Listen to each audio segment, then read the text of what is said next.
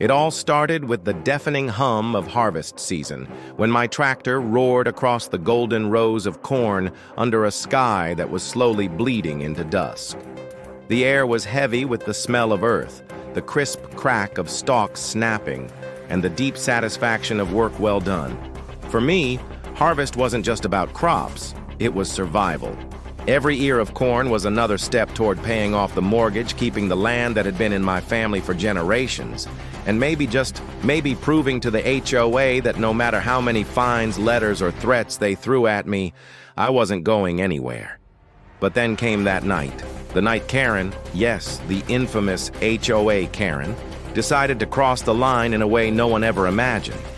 I had parked my tractor at the edge of the field, its headlights still glowing against the darkening corn, when I heard the sound, metal crunching against metal. At first, I thought maybe one of my hired hands had pulled in too close with their truck. But then I saw it. A white SUV, the front bumper buried into the side of my tractor, and standing outside of it in a fury of shrill screams and flailing hands was Karen. Her voice pierced the night like a siren, each word dripping with venom. "You don't belong here! This eyesore of a machine doesn't belong here! I told you the HOA would deal with this, and if they won't, then I will!" My stomach dropped. Not because my tractor was damaged, it was insured, but because I knew this wasn't just an accident. She had hit it, on purpose. Before I could process it, she was on her phone, pacing dramatically in front of the headlights, barking into the receiver with the righteous tone only she could master.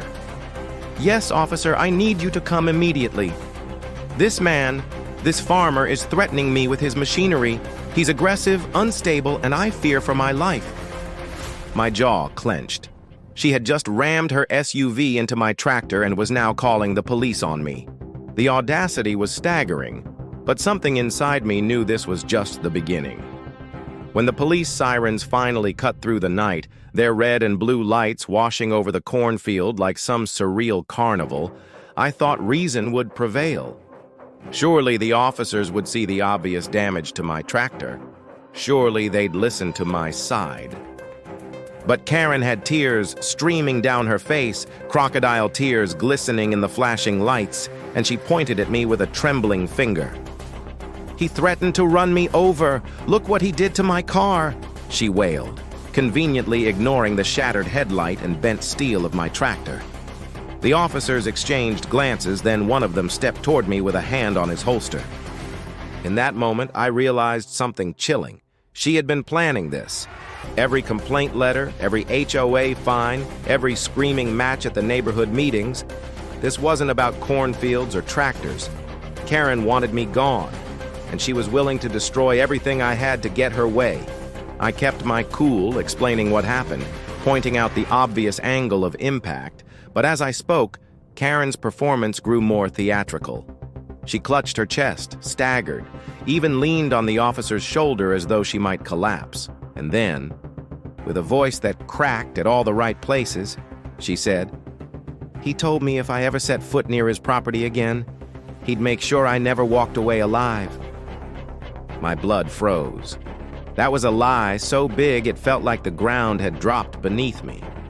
Just as I thought the cuffs were about to come out, fate twisted again.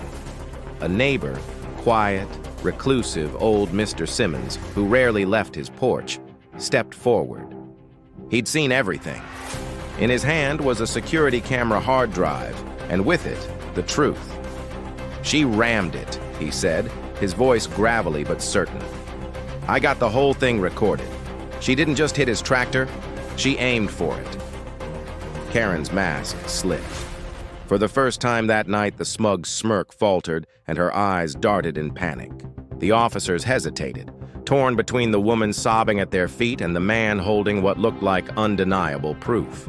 They took the hard drive, reviewed it in their cruiser, and when they came back, the air shifted. Suddenly, I wasn't the suspect. She was. But if you thought that was the end, you don't know Karen. The next morning, I woke up to find a bright orange HOA notice plastered on my door. Violation, unsafe equipment, mandatory removal of tractor within 7 days. It was clear she'd wasted no time rallying the HOA board against me. And behind it, a darker note, Scribbled in handwriting I recognized instantly. "You won't win. This is only the beginning." From there, everything escalated. Anonymous complaints to the county inspector. My irrigation pipes mysteriously slashed in the night. Strange cars parked on the road watching my fields. Each time I thought I had her cornered, Karen would twist the narrative, turning neighbors into pawns in her personal war. It became a game of survival, me against a woman who would stop at nothing, even destruction, to assert her power. The story didn't stay local for long. News crews showed up, drawn by the outrageous farmer versus HOA feud. Half the town sided with me, half with her, and the tension built like a storm cloud ready to split open. But the real storm came 1 week later, when the HOA held an emergency meeting. Karen strutted in like a queen claiming her throne, armed with binders, photos, and her poisonous charm. She painted me as a reckless menace, a danger to the community. But I had something she didn't expect. The full, uncut footage from Simmons' camera, showing her SUV lining up and ramming into my tractor deliberately. The room erupted. Gasps, shouts, the board members whispering furiously. Karen's face flushed red, then white, then a terrifying shade of rage. She screamed about conspiracies, accused me of hacking her car, claimed the footage was deep-faked. But the damage was done. The board couldn't ignore what they saw.